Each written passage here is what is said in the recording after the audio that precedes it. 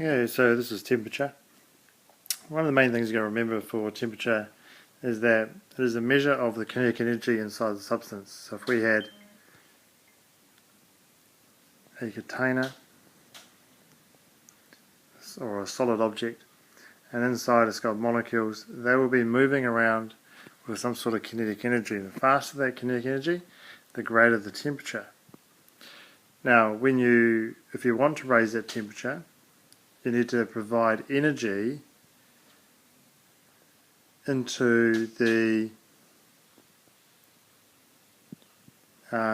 block. Okay, so what you'll use some sort of flame.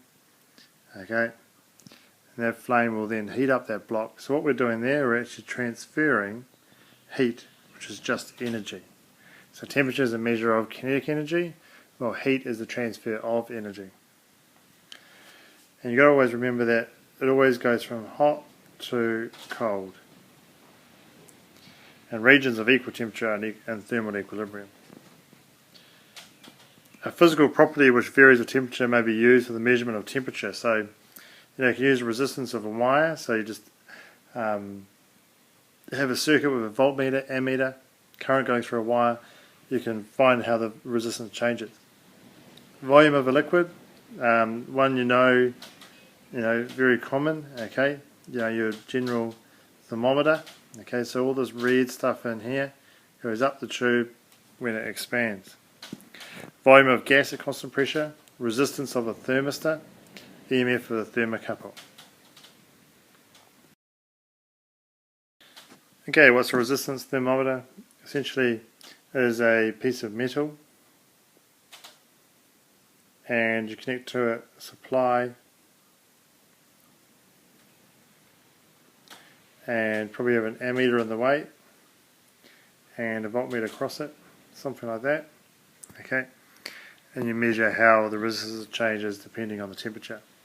It's usually made of materials like platinum and things like that, but it can also be made of a semiconductor material, and we call that one a thermistor.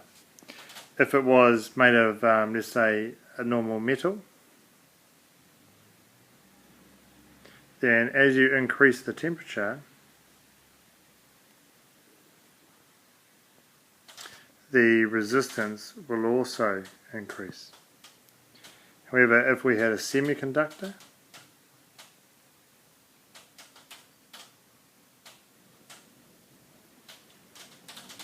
then as we raise the temperature, the resistance goes down.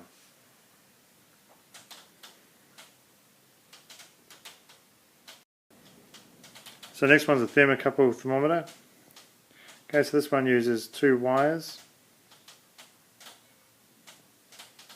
that are twisted together, okay, and that creates essentially an EMF between the two wires.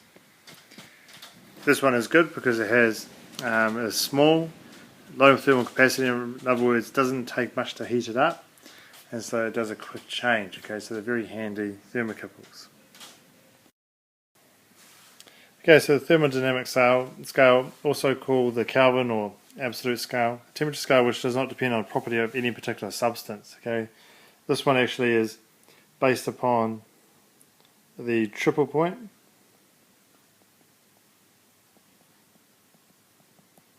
of water, okay, which is just above absolute zero. Oh, sorry, just above zero, and that is a place where there is a water vapor, liquid and solid, in other words ice, water and water vapor at one time. Okay, so there's a particular temperature and then everything's based from that.